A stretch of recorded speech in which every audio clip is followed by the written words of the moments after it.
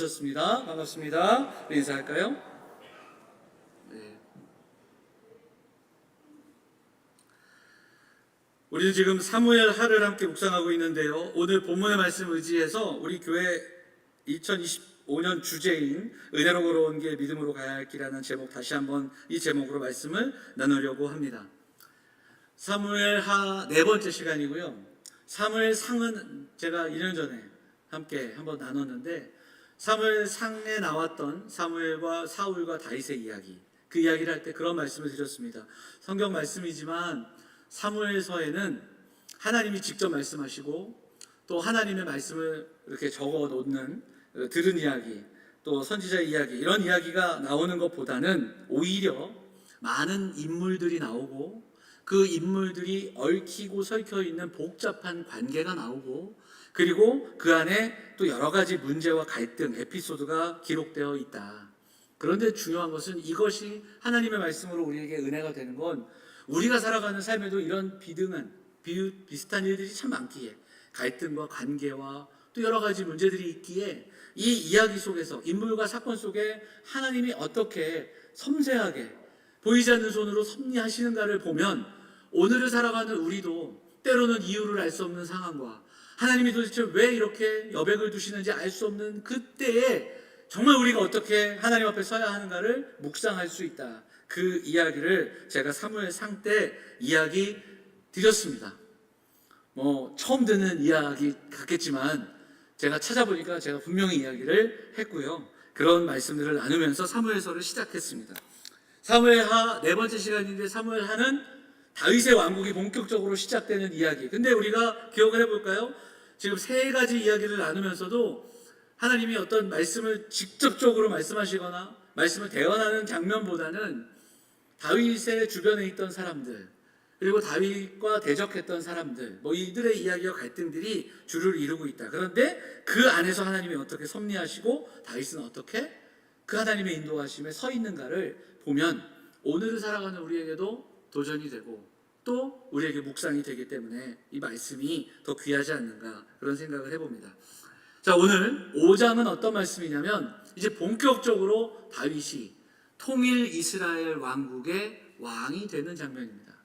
제가 통일 이스라엘이라고 강조하는 이유는 우리가 1장 나눌 때 살펴봤지만, 다윗이 헤브론으로 돌아왔으나 바로 이스라엘의 왕이 된 것이 아니라 유다 지파의 지도자가 됐고, 나머지 지파들은 사울의 아들 이스보셋을 중심으로 다윗을 대적했던 7년 6개월이 있었다. 이 말씀을 드렸습니다. 그 기간, 그 세월이 있었고, 이제 다윗은 명실상부한 통일 왕국의 왕이 되는 장면이고, 오늘 말씀을 보면 3절에 그들이 다윗에게 기름을 부어 이스라엘 왕으로 삼으니라, 이렇게 기록이 되어 있습니다. 자, 그러면 기름을 부었잖아요. 기름을 붓는다는 건 왕으로 삼는 거죠. 이스라엘은 기름 부음 받는 사람들이 세 사람, 왕과 그리고 제사장과 선지자, 이렇게 이야기를 할 수 있는데, 왕에게 기름을 부은데 다윗은 좀 특별합니다.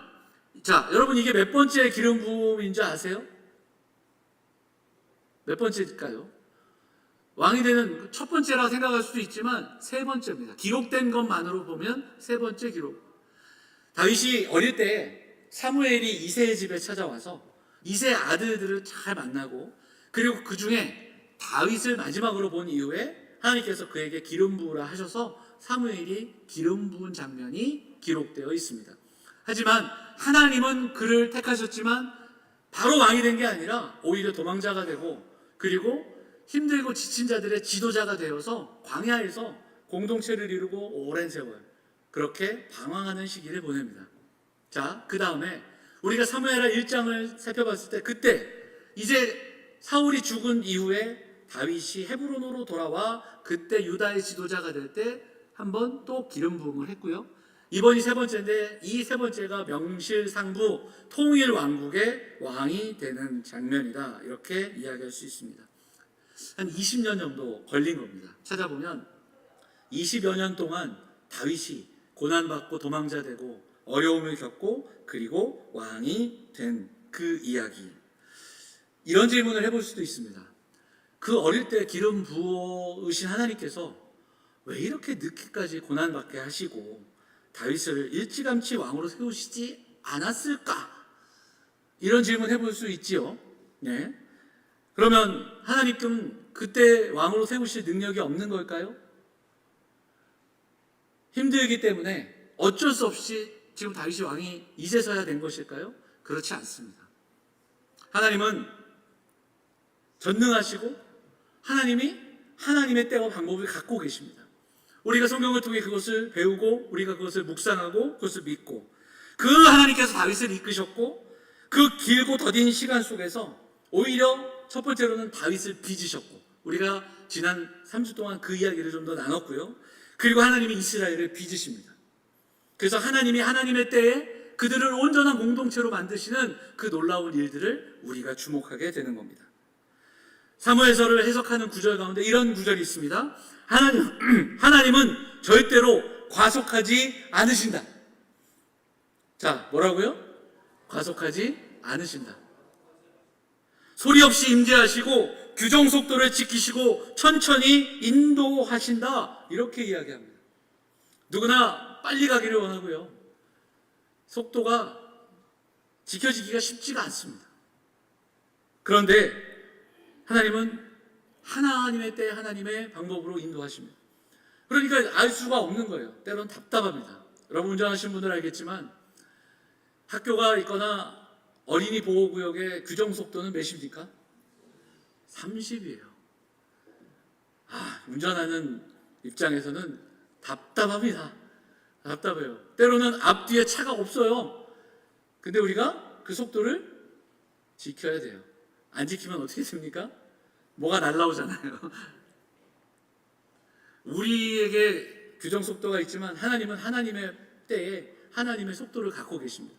근데 문제는 뭐냐면 우리가 다 알 수 없는 거예요. 왜 이게 답답하실까?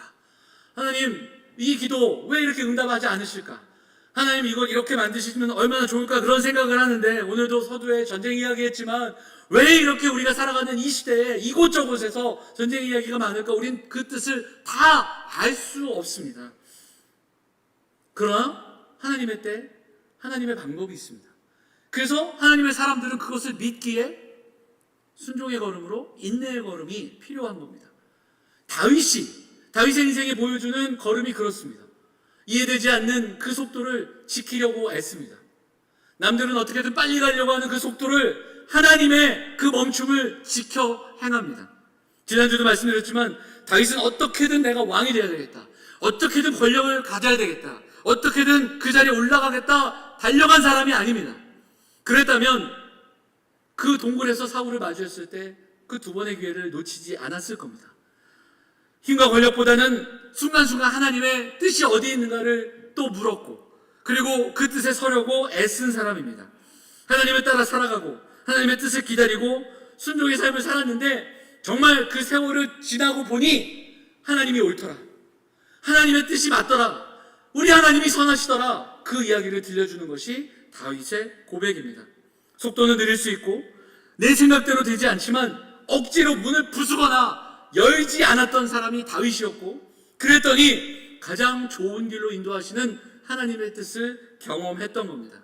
하나님이 그의 삶에 여러 번 함께 하시고 항상 함께 하시고 또 인도해 주셨습니다. 그런데 어느 순간 보면 다윗의 삶에 여백이 있습니다. 하나님이 침묵하시고 도대체 왜 이런 일이 있을까? 도대체 알 수 없는 순간들이 있습니다. 대부분의 사람들은 그 여백이 주어질 때 어떻게든 내 지혜와 방법으로 풀어가려고 애씁니다.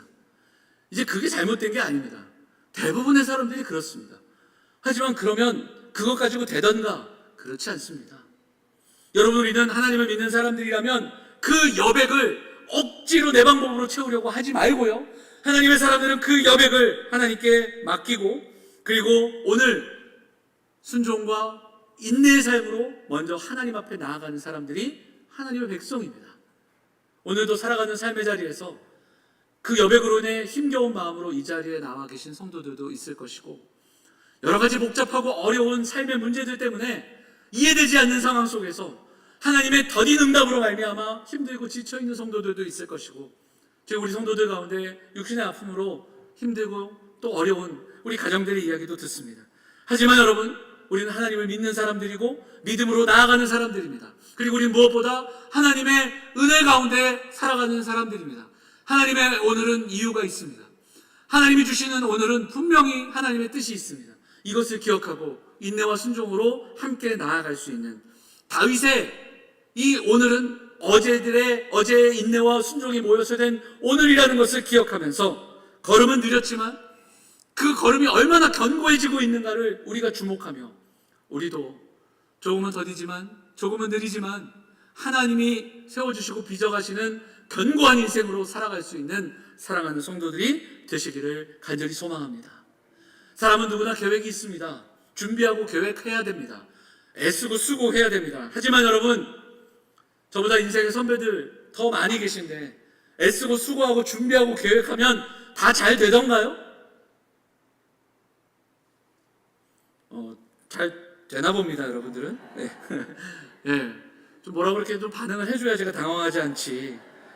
참. 잘 안 되지 않습니까?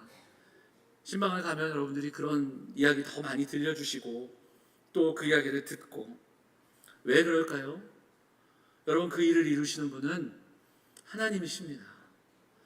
우리가 오늘도 찬양하고 고백하는 것처럼 지금까지 지내온 것 주의 크신 은혜라고 고백을 합니다. 말은 그렇게 하는데 그렇게 생각하지 않아요. 내가 애쓰고 수고한 결과라고 우리는 생각하게 됩니다. 오늘 다윗이 명실상부한 통일왕국의 왕이 됩니다. 그가 보여주는 하나님의 은혜에 대한 고백, 이스라엘이 경험하게 되는 이스라엘을 빚으시는 하나님의 은혜가 그들 가운데 있습니다. 왜 이렇게 더딘가? 왜 이렇게 늦어졌는가? 왜 이렇게 다윗이 고난을 받았는가? 사실 우리는 다 답을 알 수 없습니다. 어느 누구도 그 안에서 정답을 제시할 수 없겠지만 우리는 실마리를 찾아갈 수 있고요.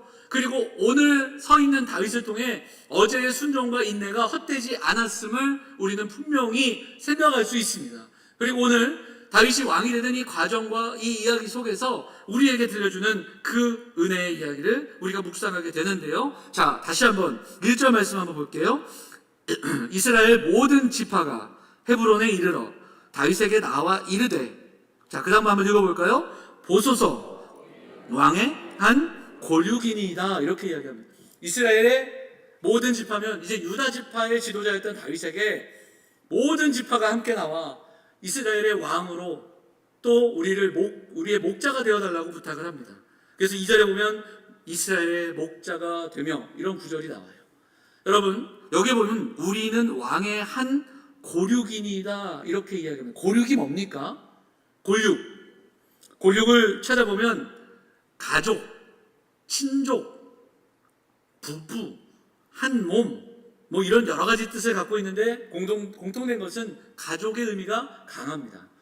지금 더딘 이 발걸음 속에 다윗에게 20년간의 고난이 있었고 이해될 수 없는 그 긴 세월이 있었지만 가만히 돌아와 보니 하나님은 그 백성의 하나됨을 이토록 기대하셨고 그 백성의 찢겨진 마음들이 한 마음이 돼서 그들이 하나님 택하신 한 백성이요, 한 가족이요, 친족이요, 고륙임을 고백하게 하시는 그런 장면, 그리고 이제 이스라엘의 목자로 다윗을 삼아 그렇게 한 나라, 하나님의 한 가족이 되게 하는, 혈연을 넘어 언약 맺는 공동체로 나아가게 하시는 은혜가 오늘 본문에 나와 있다는 겁니다. 그래서 보면 3절에 보면 그들과 함께 언약을 맺고 하나님 앞에서 우리는 하나의 공동체라는 고백을 들려주고 있다는 겁니다. 여러분, 이게 얼마나 위대한 고백이고 또 아름다운 장면이냐면 사사기 후반부터 이스라엘은 수많은 전쟁을 치르는데 그 전쟁의 방향이 어떻게 되는가? 사사기 마지막에 베냐민 지파와 다른 지파들, 이스라엘 안에 내전이 있습니다. 이스라엘이 전쟁을 자기들끼리 하는 거예요. 갈라지고 찢겨집니다. 그 다음에 다윗이 헤브론으로 돌아와 왕이 됐지만 7년 6개월 동안 왕이 못 됐어요. 왜 그렇습니까? 다른 지파들이 모여서 이스보셋, 사울의 아들을 이스보셋으로 삼고 왕으로 삼고 대적했습니다. 블레셋이나 모압이나 암몬 이들과 싸우는 이야기가 아니라 자기들끼리 싸우는 이야기로 기록되어 있다는 겁니다. 여러분, 그들의 마음이 어떻겠습니까? 그러면 그 백성의 마음은 어떻겠습니까? 찢겨지고 나뉘어 있는 겁니다. 그런데 이제 그들은 그 시간을 거쳐 회복을 향해 나아가고 있다라는 겁니다. 하나의 나라, 하나의 왕국으로 나아갑니다. 그리고 무엇보다도 하나님 앞에 언약을 맺음에 그래서 그들이 다윗에게 기름 부어 왕으로 삼느니라. 하나님이 왕 되시는, 왕이신 나의 하나님이 통치하시는 나라로 한 걸음 한 걸음 나아가는 이 놀라운 회복을 보고 있다는 겁니다. 이걸 누가 하신 거예요? 다윗이 했습니까? 하나님이 하신 겁니다.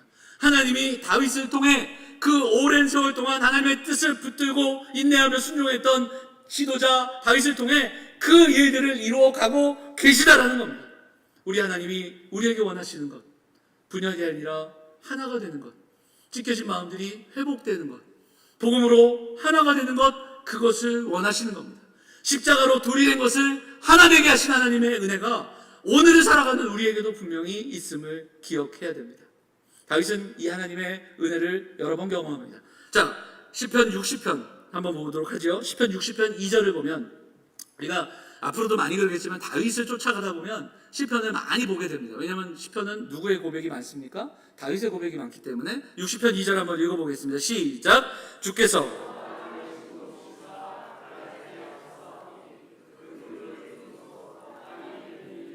주께서 땅을 진동시키사 갈라지게 하셨사오니 지금 진동되고 갈라진 땅의 그 모습을 보면서 다윗이 아파합니다. 근데 그 다음에 뭐가 나옵니까?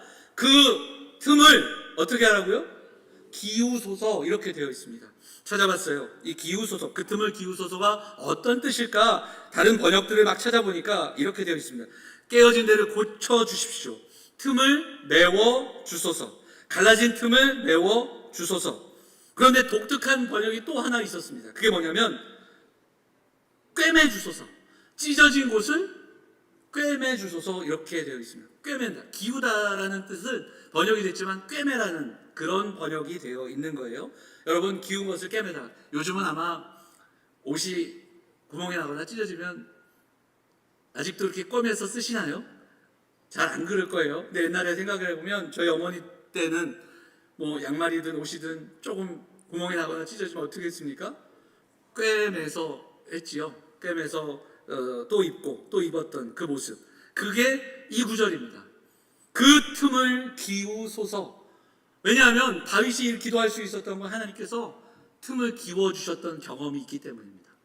찢어진 곳들을 꿰매주신 하나님의 은혜를 경험했기 때문에 또다시 이 기도를 할 수 있었던 겁니다. 찢어지고 부서지고 갈라진 마음을 회복시키고 한 고륙, 한 족속됨으로 새롭게 하신 은혜를 경험한 겁니다. 사랑하는 여러분, 하나님은 과속하지 않으신다고 말씀드렸습니다. 가장 선한 길로 하나님의 때에 적절한 때에 인도하십니다. 우리 하나님은 어떤 분이십니까?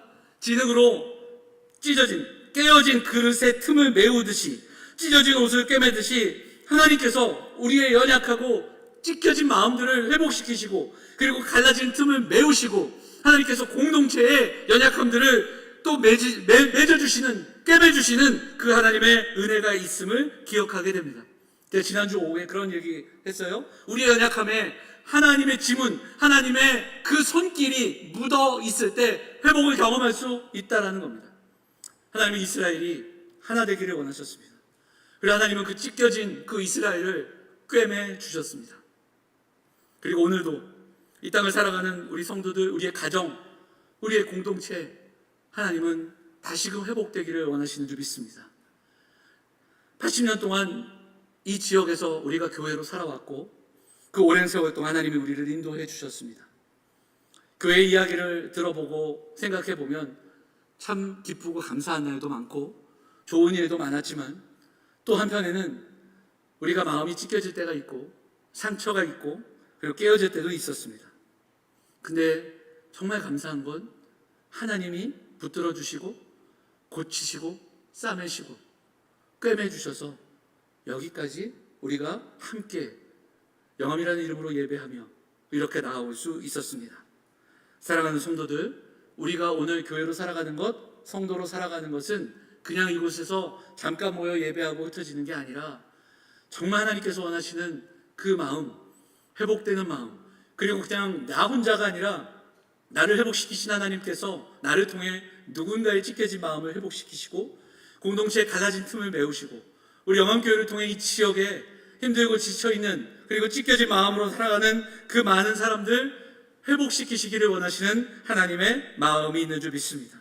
사랑하는 여러분, 그런데도 불구하고 깨어져 있는 곳을 더 깨뜨리고 틈이 있는 곳, 더 찢어진 데를 더 찢지 말고 그 틈 메우라고, 또 채우라고, 찢겨진 곳 꿰매라고 목사로, 그리고 장로로, 그리고 직분자로, 그리고 성도로 우리를 불러주셨습니다. 그러면 우리에게 주신 이 자리에서, 우리에게 주신 이 사명으로 받아 하나님 앞에 말보다는 섬김으로, 기도로 이 귀한 사역 감당하고 우리를 통해 또 다른 이들이 하나님의 은혜를 경험하는, 그 은혜를 경험할 수 있는 믿음의 공동체, 우리가 상처받은 마음, 갈라진 틈 메울 수 있는 그 아름다운 공동체로 살아가는 사랑하는 성도들, 사랑하는 여매가족들 다 되시기를 주의 이름으로 축원을 드립니다.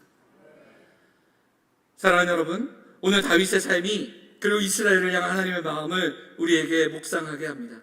그리고 이제 이스라엘의 명실상부한 왕이 된 다윗이, 그 다윗을 통해 그 땅을 회복시키신 하나님의 은혜를 우리가 묵상한다면, 그 이후에 이어지는 말씀을 보면 다윗이 하고 있는 몇 가지의 일들을 통해 우리는 또 다른, 하나님의 뜻을 묵상할 수 있는데요, 두 가지를 오늘 본문이 이야기합니다. 6절부터 이야기되는 본문을 보면 다윗이 이렇게 하나님 앞에 이스라엘을 회복시키시는 왕이 될 수 있도록, 그러니까 왕이 되었고, 그때 제일 먼저 한 일이 뭐냐면 6절부터 나오는 말씀을 보면 예루살렘을 회복합니다.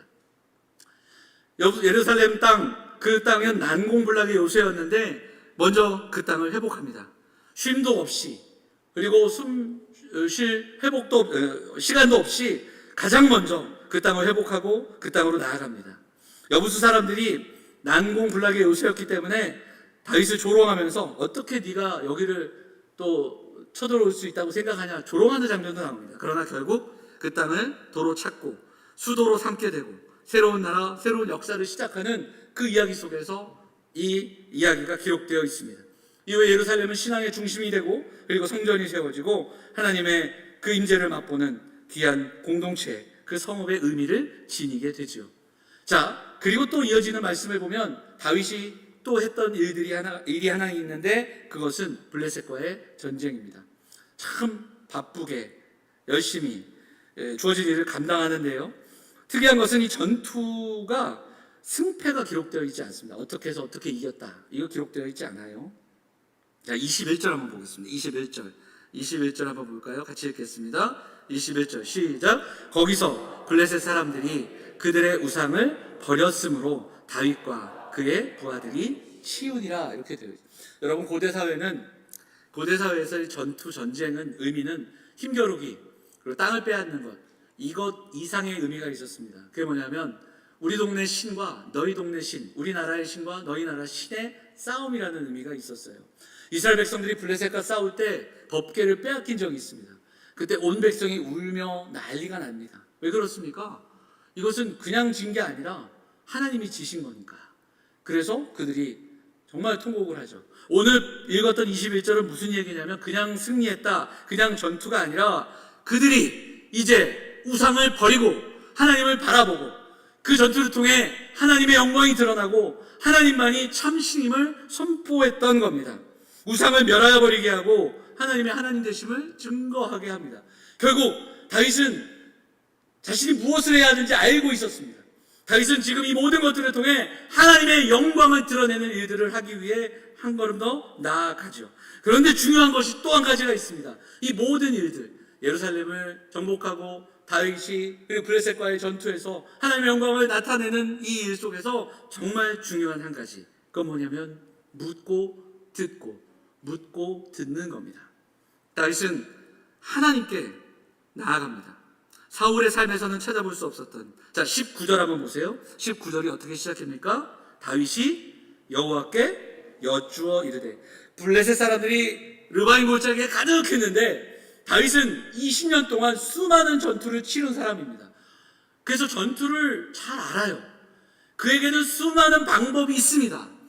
그는 척하면 척할 수 있는 그런 기술이 있고 방법이 있고 그리고 대처할 수 있는 능력이 있는데, 그 순간에 다윗이 가장 먼저 보여주는 게 뭡니까? 여호와께 나아갑니다. 하나님께 묻습니다. 그랬더니 여호와께서 다윗에게 말씀하십니다. 또 블레셋과 마주합니다. 23절에 보니까 다윗이 여호와께 여쭈니, 그리고 바로 이어지는 말씀에 하나님이 이르시되, 이렇게 됩니다. 묻고 듣고 의지하고 순종할 때 어떻게 하나님이 임하셨는지 그 하나님의 은혜와 영광을 선포하고 있다는 겁니다. 누구나 경험이 있고 지식이 있고 지혜가 있습니다. 여기 계신 분들 저보다도 오래 또 신앙의 선배들이고, 그리고 또 인생의 선배들이시니까 살아가면서 척하면 척하는 수많은 순간들이 있습니다. 그런데 여러분, 우리가 하나님을 믿는 사람들이라면 우리에게 필요한 순간이 있습니다. 뭡니까? 하나님께 나아가는 겁니다. 한 번 더 묻고, 함부로 판단하지 말고, 함부로 말하고, 함부로 결정하지 말고, 한 번 더 기다리고 하나님의 뜻이 어디 있는지, 내 경험과 내 지식과 내 판단이 아니라 하나님께 물을 수 있는 귀한 믿음의 백성들이 되어야 할 것입니다. 사랑하는 여러분, 오늘도 우리가 나누는 이 말씀이 전혀 처음 듣는 말씀이 아니라 하나님의 말씀 읽고 또 읽었던 말씀입니다. 그런데 이 말씀, 오늘 내게 주시는 말씀으로 받아 다윗이 보여줬던 참된 지혜, 다른 어떤 지혜가 아니라 하나님께 묻고 들었던 그 지혜가 오늘 사랑하는 성도들에게 있기를, 그리고 오늘도 우리도 하나님께 묻고 들을 수 있는 성도들이 되시기를 간절히 소망합니다. 80주년 맞아 올해 이 주제를 너무나도 여러 번 이야기했습니다. 은혜로 걸어온 게 믿음으로 가야 할 길. 설교 이제 준비하고 제목 정하는데 그게 고심될 때가 많은데요. 어제도 그랬습니다. 원래 다른 제목이 있는데 말씀 계속 준비하고 또 수정하는 가운데 이 제목으로 다시 제목을 정했습니다. 지난 80년의 세월, 많은 일들이 있었지만 대나무에 매듭이 맺어지듯이 하나님께서 우리를 여기까지 인도해 주신 줄 압니다. 하나님께서 한 가족으로, 공동체로, 그리고 우리를 통해 또 다른 이들이 회복을 경험할 수 있도록 우리를 불러주시고 인도해 주셨습니다. 이제 우리도 그 은혜의 그 걸음을 걸어가면서 우리의 목자 되시는 주님, 그 주님께 나아가 묻고 듣고 그 주님이 주시는 지혜로 우리에게 주신 이 귀한 일들을 감당하는 귀한 성도들 되시기를 간절히 부탁을 드립니다. 여러분, 다윗이 참 놀라운 게, 오늘 본문을 보면 모두가 다윗에게 무릎 꿇고 이제 더 이상 대적이 없고 정말 다윗이 명실상부한 통일 왕이 되었는데, 근데 다윗은 이 모든 것들이 하나님의 은혜임을 고백하고, 그리고 이 은혜를 누리고 자랑하는 게 아니라 은혜가 사명이라 생각하고 제일 먼저 해야 될 일을 찾아가고, 은혜를 사명으로 삼아 종점이 아니라 새로운 분기점이 되어 감당해야 되는 사명으로 나아가는 다윗의 모습을 보게 됩니다. 저도, 여러분들도 그렇게 우리가 우리에게 주신 은혜 그냥 우리끼리 간직하며 자랑하며 누리며 살아가지 말고 나누고 섬길 수 있는 사람들 다 되시기를 간절히 소망합니다.